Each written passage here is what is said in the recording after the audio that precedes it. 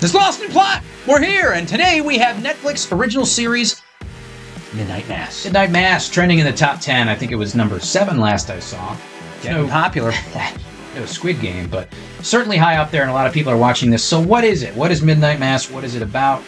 Well, this is a kind of supernatural horror drama set in a tiny island, a small town of about 100 people. When a new priest comes back to the village, suddenly miracles start happening in the town to all the town people.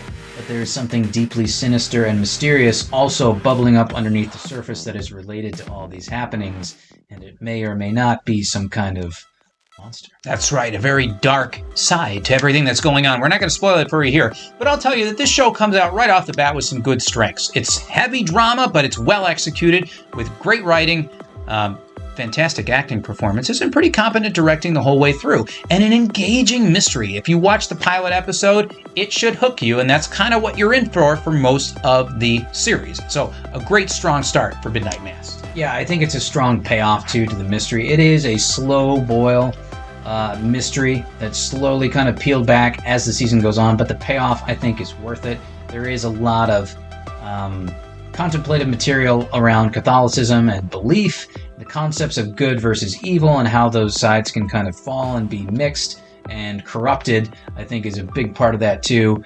The effects, the acting, the writing across all these episodes is just outstanding. It was written by Mike Flanagan. I think he writes every single episode along with maybe his brother or someone else that kind of comes in and helps. So it's very consistent all the way through.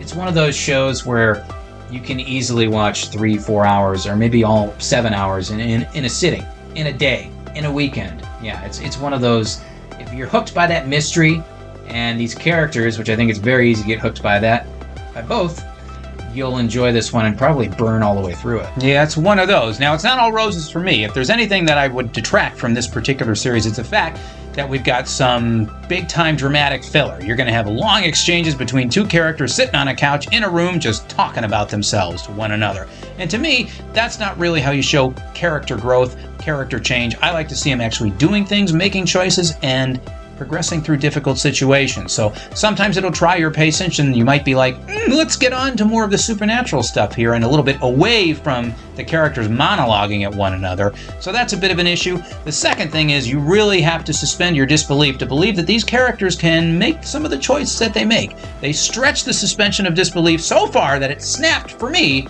but that'll probably vary depending upon your sensibilities. Yeah, and I had no problem kind of blocking that one piece out. And if you're willing to make that leap about something, I think you'll be rewarded because the payoff here is pretty cool. You'll see some pretty cool stuff with the horror elements too. It's not all just drama and character. There's a lot of good horror here and some interesting concepts.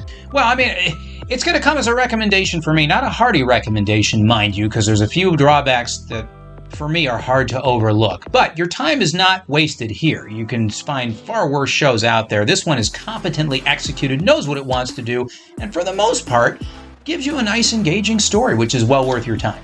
So, Dead or Alive, it sounds like it's alive. It's alive for you. It's alive for me as well. It's alive for both of us. I enjoyed it even more than you do. Yeah, I'm a little bit lukewarm on it. To me, this is one of the best series that Netflix has put out since The Queen's Gambit last year, which I really, really enjoyed. So this is like really quality writing, a good kind of horror thing that you can sink your teeth into right before Halloween. So it's coming out at a pretty good time. I think it's worth it if you've got a weekend and you want to just see something that's scary coming in for Halloween, but it's also really well written and well developed and executed. You can do a lot worse. So Midnight Mass, it's alive for both of us. There you go, guys. Midnight Mass. Leave your thoughts and feedback in the comments down below if you've seen it, if you liked it, if you got any further questions about it. Let us know. If you like this video, consider leaving us a thumbs. If you loved it, consider subscription. Check us out on Twitter. Don't forget to look at our long review, and we'll catch you all in the next one.